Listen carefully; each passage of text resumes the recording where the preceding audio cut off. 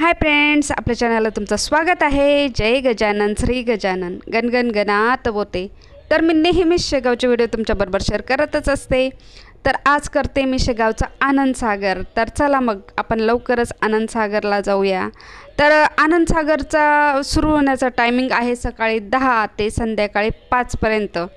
हा, जरी 5 पर्यंत आनंदसागर सुरू असलं ना तरी ते 4 पर्यंतच आत प्रवेश देतात। 4च्या नंतर कुठल्याही कोणालाही ते मध्ये जाऊ देत नाही। एंट्री बंद होते 4 नंतर। म्हणजे तुम्हाला जर आनंदसागर पाहायचं असेल ना तर तुम्ही सकाळी 10 ते 4 वाजेपर्यंत इथे आनंदसागरला या आणि मग पाहण्यासाठी तर 5 पर्यंतचा टायमिंग त्यांनी दिलेला आहे। तर आनंदसागरला मध्ये गेल्याबरोबरच तिथे दिलेलं आहे की म्हणजे टाईम किती वाजेपर्यंत चालू राहणार आहे, की तिला सुरू झालं आहे, तर ते सगळं तिथे दिलेलं आहेच। आणि आनंदसागरचा जो आता आपण भुयारमधून आलो ना खालून, तर वरून हा रस्ता आहे आणि त्याची एंट्री रस्त्याच्या इकडच्या साईडला आहे आणि आनंदसागर रस्त्याच्या दुसऱ्या साईडला। तर आतून भुयारमधून येऊन आणि मग इकडे आहे आनंदसागर। आनंदसागरचा एरिया तसा भरपूर मोठा आहे। बघण्यात तर जवळजवळ 2 तास लागतातच। 2 पेक्षाही जास्त म्हटलं तरी चालेल, कारण तुम्हाला जर आनंदसागर बघायचं असेल ना तर निदान तुम्हाला 2 तास तरी आपल्या जवळ पाहिजे, की 2 तास तरी तुम्ही टाईम काढला पाहिजे आनंदसागर पाहण्यासाठी। कारण तुम्ही जर 2 तासापेक्षा कमी म्हणाल तर तुमचं हे सगळं बघून होणारच नाही। तर त्याच्यामुळे थोडा जास्त वेळ असला तर आपल्याला सगळं काही छान बघता येतात, बऱ्याच गोष्टींची माहिती होते। तर आममधून आपण एंट्री केल्याबरोबर इथे आहेत भरपूर असे मंडप टाकलेले। ऊन वारा पाऊस कुठल्याही पद्धतीने आपलं रक्षण होईल अशा पद्धतीने। आणि मंडपामध्ये येऊन आम्ही थोडा वेळ बसलो आणि थोडं पुढे आलो, कारण थोडं ऊनही होतं, कारण आम्ही जरा दुपारच्या वेळेसच गेलो होतो। आपण मध्ये एंट्री केली ना तर बसण्यासाठी खूप छान अशी व्यवस्था केलेली आहे। बरेच जण वेगवेगळ्या गावावरून आलेले असतात किंवा मंदिरातून आल्यानंतरही बऱ्याच ठिकाणी फिरलेले असतात आणि आल्यानंतर थकलेले असतात। त्याच्यामुळे आपण तिथे थोडा वेळ बसू शकतो। आणि थोडं पुढे आलं की तिथे पाण्याची व्यवस्था आहे, तर तुम्ही तिथे पाणी पिऊ शकतात किंवा बॉटल वगैरे भरू शकतात। तर त्याच्या पुढे आहेच ध्यान मंदिर। ध्यान मंदिरमध्ये मी मागे पण एक व्हिडिओ शेअर केलेला आहे। ध्यान मंदिरची पूर्ण अगदी डिटेल अशी माहिती तुमच्याबरोबर मी शेअर केलेली आहे। तर ध्यान मंदिरमध्ये मध्यभागी आहे अर्थातच माऊलींचा खूप छान असं मूर्ती, तर खूप मस्त आणि आजूबाजूला खूप छान अशी सजवलेलं आहे फुलांनी वगैरे, पाण्याची कारंजा वगैरे खूप सुंदर केलेल्या आहेत। आणि ध्यान मंदिरमध्ये सगळ्या संतांची अशी माहिती आहे। तर मी पूर्ण माहिती तुमच्याबरोबर आधी शेअर केलेली आहेच। तर हे बघा, हे माऊलींचं मध्यभागी असं खूप सुंदर असं मूर्ती आहे आणि खूप छान आजूबाजूला बघा किती छान डेकोरेशन आहे। फुलांचे छोटे छोटे झाडं वगैरे लावलेले आहेत आणि आजूबाजूलाही भरपूर असे झाडं आहेत। आणि इथे सगळ्या संतांची माहिती दिलेली आहे। तर त्या संतांनी कुठले कार्य केले, कुठे होते, कुठल्या गावाचे होते, त्यांच्या नावासहित त्यांच्या सगळी अगदी छान अशी माहिती आहे। तुलसीदास उत्तर प्रदेशमधले, असं प्रत्येक संतांची अशी माहिती आहे आणि त्यांचं कार्य वगैरे खूप छान अशी माहिती आहे। तर इथे बघा खूप छान अशी संतांची सगळी माहिती तर आहेच। आणि हे आहेत संत कबीर उत्तर प्रदेश। तर ते कुठल्या गावाचे, त्यांचं नाव आणि त्यांनी काय कार्य केलं, हे सगळी अशी छान अशी माहिती आहे। तर प्रत्येक संतांची नावं तर आहेत, त्यांची माहिती तर आहे, आपल्याला बऱ्याच गोष्टींची माहिती होते।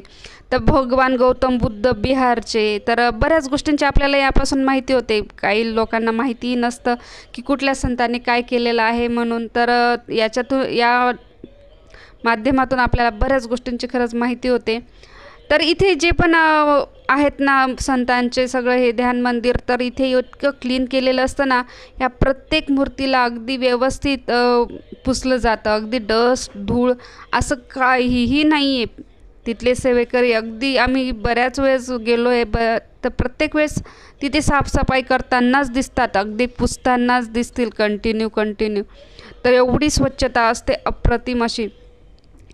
तर तुम्ही कदाचित श्री गजानन विजय ग्रंथ जर वाचला असेल तर त्याच्यामध्ये ह्या संतांची माहिती दिलेली आहे। कदाचित तुम्ही वाचला असेल तर तुम्हाला सगळं माहिती असेलच की गजानन माऊलींनी प्रत्यक्ष सांगितलेलं आहे की हे सगळे संत आम्ही कसे आलो, काय कशासाठी आलो आहोत, जगाच्या कल्याणासाठी आलो आहोत, असं बरंच काही दिलेलं आहे। तसा तर तो अध्याय भरपूर असा मोठा आहे। मी जर तुम्हाला तो सांगितला तर आपला भरपूर असा व्हिडिओ मोठा होईल। तर शक्य असल्यात तुम्ही नक्की वाचा, तर तुम्हाला ह्या सगळ्या गोष्टींची माहिती नक्की होईलच आणि बऱ्याच गोष्टींची माहिती आपल्याला मिळते. छान असं आहे पवित्र, एवढे सगळे संत आपल्याला एका ठिकाणी बघायला मिळतात. त्यांचे सगळ्या बऱ्याच गोष्टी आपल्याला माहिती होतात. तर आनंदसागरला गेल्यावर हे ध्यान मंदिर तर बघाच. बऱ्याच वेळेस कसं होतं ना, प्रत्येकाला असं वाटतं की काय काय चालू झालं असेल, की तिथे हे पाहिजे ते पाहिजे वेगवेगळं पाहिजे असं सगळं पाहिजे.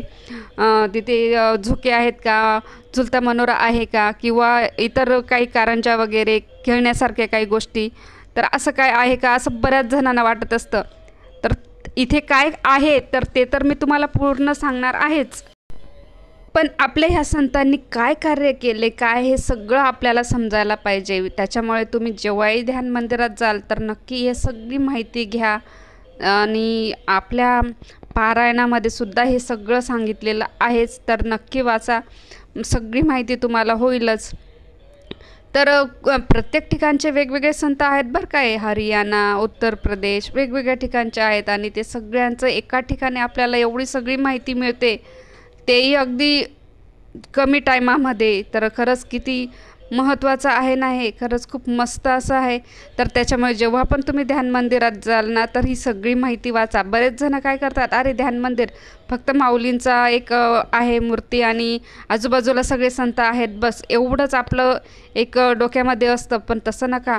आपल्या संतांनी काय केलं, ते कुठले होते, त्यांनी काय केलं, ते का आले भूमीवर, त्यांनी का जन्म घेतला आहे, तर ते सगळ्या अध्यायामध्ये आपल्या माऊलींनी सांगितलेलं आहे. तर ते नक्की वाचा, म्हणजे तुम्हाला बऱ्याच गोष्टींची तर माहिती होईलच.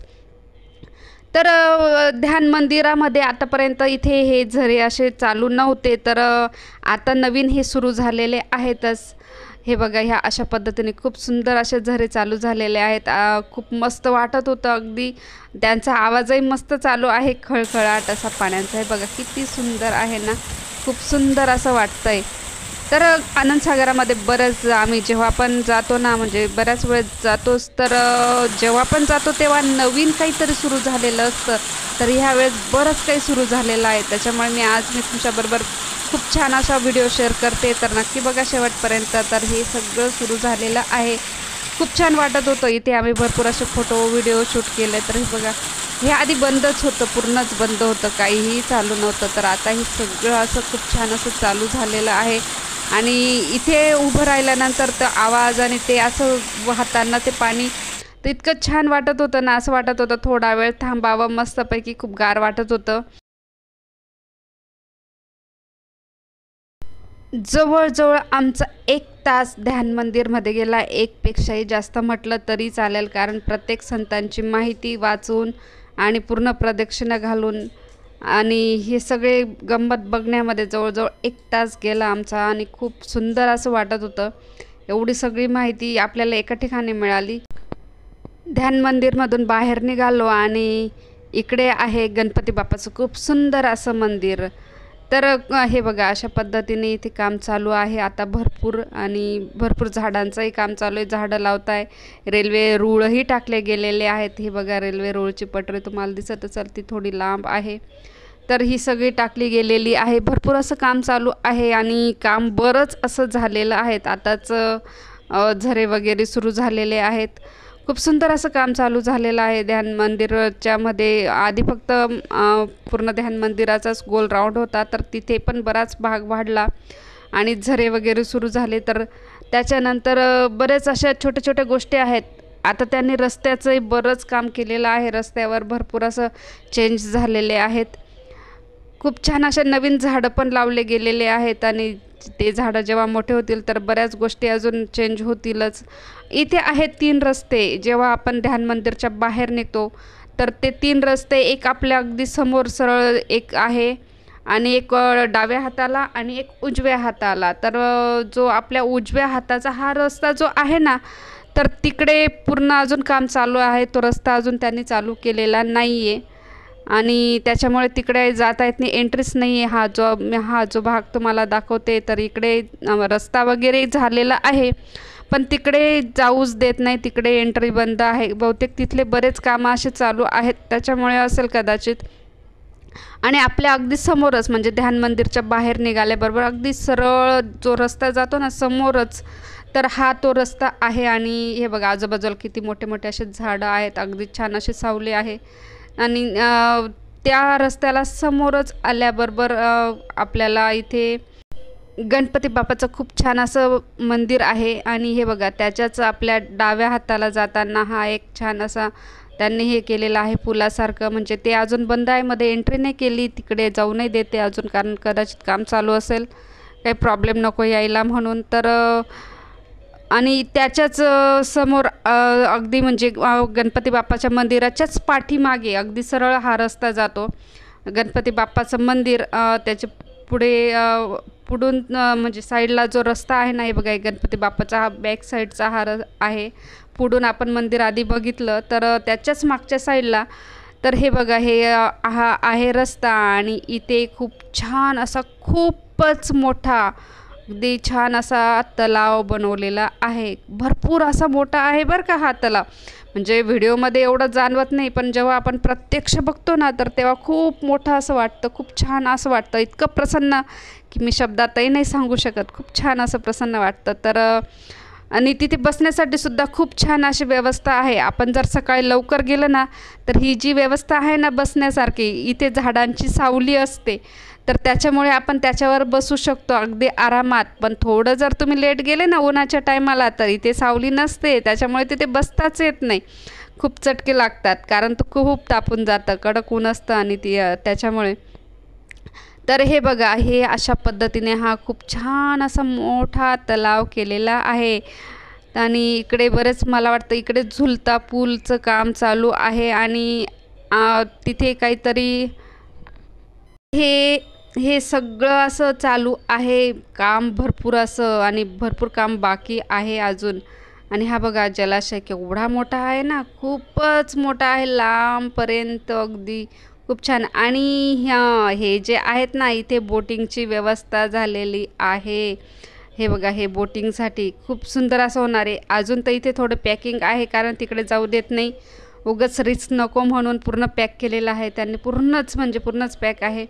आणि त्याच्यामुळे हे बघा तिकडे जो पूल आहे एक खूपच छान असा हा झुलता पूल तयार केला आहे. आणि इथे सुद्धा पॅक आहे. हे बघा अशा पद्धतीने रस्ता तर सगळेपर्यंत झालेला आहे, पण ते रस्त्याच्या तिकडे नाही जाऊ देत, तिथे पूर्ण पॅक आहे. त्यांच्या कामाच्या गाड्या फक्त तेवढ्या तिकडे जातात. तर तिकडे भरपूर असं काम चालू आहे. तिकडे एंट्री नसल्यामुळे तिकडे नेमकं कुठलं काम आहे ते फक्त मी तुम्हाला लांबूनच दाखवू शकते, त्याच्यामुळे जेवढी माहिती व्हिडिओमध्ये आहे मला माहीत तेवढीच मी दाखवू शकते. आणि हे बघा अशा पद्धतीने काम चालू आहे. झुलता पूलही आहे तिथे, खूप सुंदर असं आहे. आणि माहिती आहे का इथे हा जो पाण्याचा आवाज आहे ना अगदी शांतता होती, तर इतका सुंदर असा खळखळाट आवाज येत होता ना, तर तो आवाजसुद्धा मी तुमच्याबरोबर शेअर करते बरं का.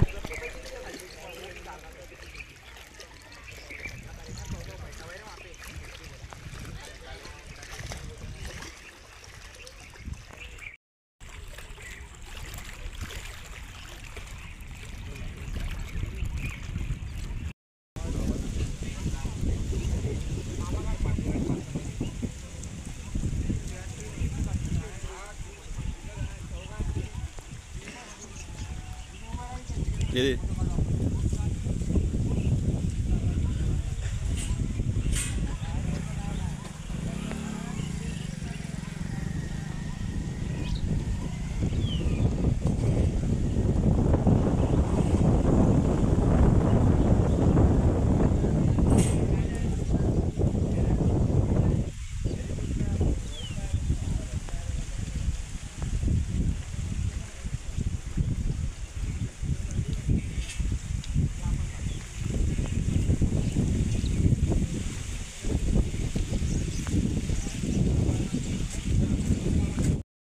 तर किती छान असं खडकाळ वगैरे केलेलं आहे, पाण्याची वगैरे सोय अगदी परफेक्ट असे आहे. तिथे अगदी छोटेसे दगड लावून ते पॅकिंग करून अगदी खूप सुंदर असं बनवलेलं आहे. आणि बोटिंगची सुद्धा छान अशी व्यवस्था आहे. किती मोठा हा जलाशय आहे ना. हे बघा हे दगड वगैरे लावलेले दिसत आहे आजूबाजूला ह्या पद्धतीने. मला असं वाटलं या पाण्यामध्ये फिश पण असतील की काय म्हणून मी बराच वेळ जवळून निरीक्षण करून बघितलं, पण मला तिथे काही फिश दिसले नाही. कदाचित नसतीलच, कारण मागे जेव्हा आधीचं आनंदसागर सुरू होतं ना, तर तेव्हा होते त्यात फिश.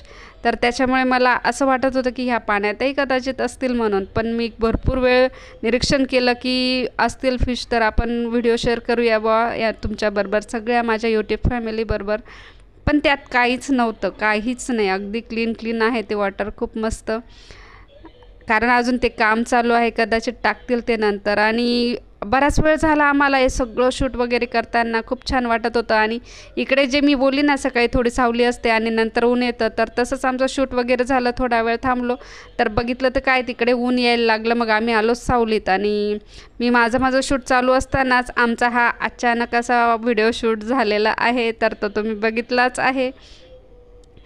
उन्हाचे चटके लागायला लागले होते. म्हटलं बापरे, आता भरपूर वेळ झालेला आहे, आपल्याला काय करावं म्हणून. तर म्हटलं आता चला, आता भरपूर झालं, आपण हा इथला शूट वगैरे आपण आता पुढचा जो पोर्शन चालू आहे तो बघू म्हणून. चला म्हटलं आता पटकन. तर हे सगळे थकले, म्हणे थोडा वेळ बसू. मग आम्ही थोडा वेळ झाडाखाली बसलो आणि मग परत मी एक म्हटलं चला शूट करूया परत. आपण इथे बसलेलो आहे, कारण संधीचा फायदा घ्यायचा असतो ना. तर आपण एवढा वेळ जर इथे घालवतो आहे, तर आपल्या यूट्यूब फॅमिलीबरोबर पण थोडंसं शेअर केलंच पाहिजे काय आहे काय नाही म्हणून. तर आम्ही झाडाच्या सावलीत थांबलो, तर तितक्याच वेळामध्ये जवळजवळ तीन एक गाड्या तरी गेल्या असतील यांच्या सगळ्या कामाच्या, बांधकामाच्या साहित्यांच्या. तर आम्ही थोडं पुढे गेलो की ते लगेच म्हणायचे मागे सरका गाडी येते, मागे सरका गाडी येते. हे बघा असे काम चालू आहे त्या लोकांचे भरपूर असे. तर मग आम्ही लगेच साईडला सरकायचो, तर भरपूर अशा गाड्या गेल्या.